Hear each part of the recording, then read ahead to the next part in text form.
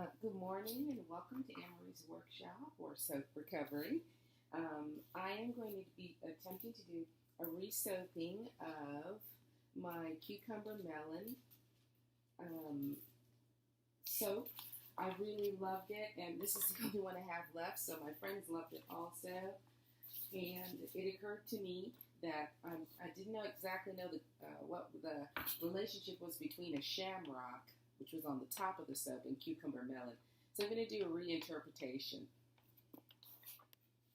I'm going to attempt to use two greens, a shamrock green and a green oxide green, and what's this wonderful color? What's it called? Electric or mango tango? Yeah, electric orange mica. All right, that's what it is. Okay, and I'm also going to put some white in. So I'm going to add some titanium oxide. I'm not going to pulse it yet because sometimes that titanium can speed me up. Okay. Alrighty.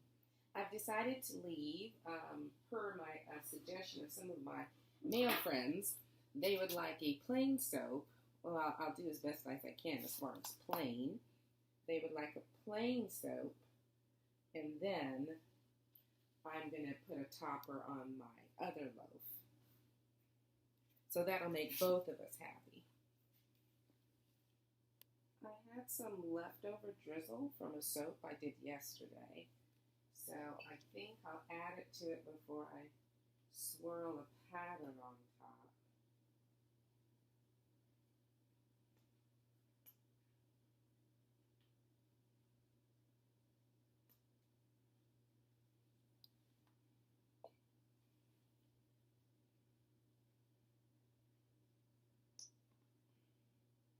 I have these little, I guess they're candlesticks, but they're really great. They hold my pipette, and I can, instead of having to waste, I can have them on a shelf and use them up. The oil keeps my mica in suspension. I just have to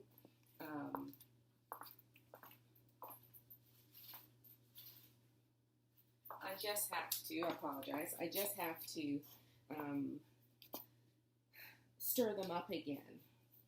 All right, so let's see what we will get. Oh, it's already starting to set up.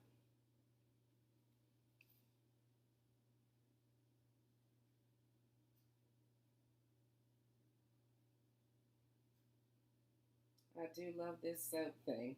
Let me go around the edge and clean up a bit. But it seems to be setting up nicely. In the meantime, I'm going to go and make my icing for my other cucumber melon. Let me tray these out so you can see the pattern. See if I can get a little closer.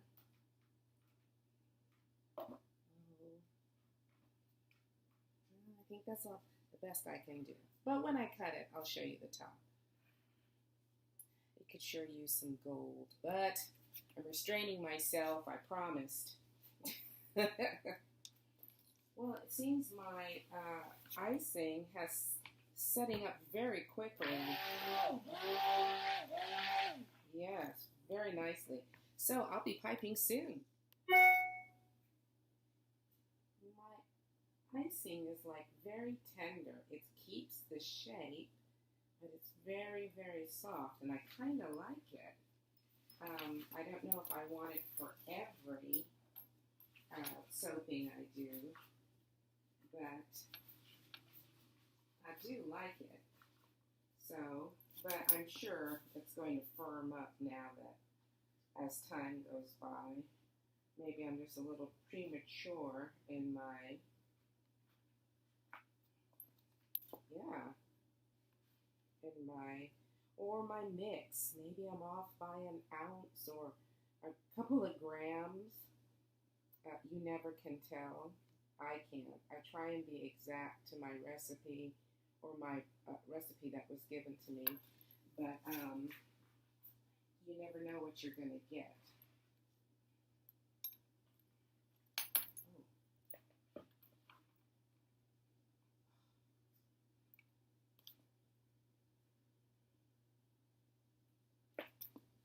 Yeah. So it's very soft. I'm sure it will firm up nice. I maybe have, every once in a while, I get my palm oil mixed up with my coconut oil. Maybe there's more coconut oil in this than palm oil, so it's not as firm.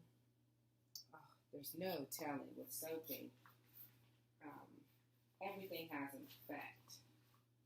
All right, I'll keep going.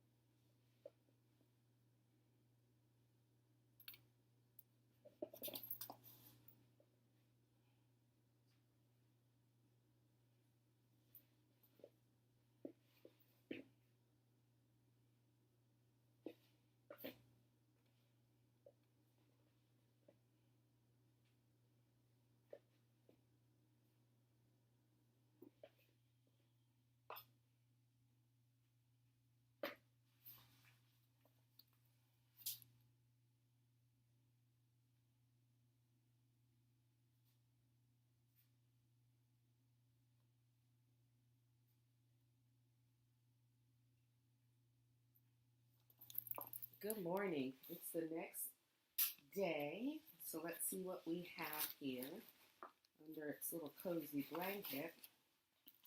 I cover the soap because it helps with the saponification process, helps make bright colors. Now, yesterday I was worried about my lye. It seems to be okay today, but we'll see as we cut. Let me get these out of their crates and we'll cut and see what's going on inside. This one, we're not ready yet. It's still a little sticky. I could take it out, but I think I'm going to give it till this afternoon. All right, have a great day today. I'm going to go teach the children. Okay, so much later in the proverbial day, I put my soap in the fridge because it was still slightly tacky.